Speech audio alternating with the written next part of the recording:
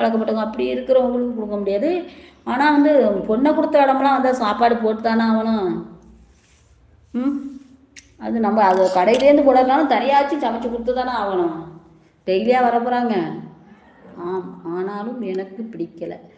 உங்களுக்கு பிடிக்கல, ஆனால் அவங்களுக்கு செஞ்சு தானே ஆகணும். கடை நம்ம வச்சுருக்கிறதுல இப்போ யாரும் ஒருத்தர் பொண்ணு கொடுத்தோ இல்லை மாப்பிள்ளை கொடுத்தோ பண்ணுறோம்னா ஒருத்தவங்க மதித்து வராங்கன்னா அவங்களுக்கு நம்ம செஞ்சு தானே ஆகணும். எல்லாமே கடமைன்னு ஒன்று இருக்குல்ல, அதெல்லாம் காசு வாங்கக்கூடாது. ஆமாம், அந்த மாதிரி ஆள் அவங்களுக்கு மதிக்கிறதானா நம்ம சம்பாதிக்கிறதே. நம்ம சொந்தக்காரவங்கன்னா பொண்ணு கொடுத்த இடம் மாப்பிள்ளை கொடுத்த இடம்லாம் வந்தால் மதிக்கணும். அதெல்லாம் நம்ம காசு பெருசு அந்த இடத்துல. நான் சொன்னது எப்படின்னா, இப்போ வந்து பழக்கப்பட்டவங்க சும்மா இந்த பங்காளி எப்படி வந்து கடன் கேட்கு சாப்பிட வர்றாங்க பாருங்க, அவங்களுக்கு சொன்னேன். டெய்லி வருவாங்க சாப்பிடுவாங்க அப்படி ஜாலியாக போய்கிட்டே இருப்பாங்க காசு கொடுக்காம, அவங்களுக்கு சொன்னேன்.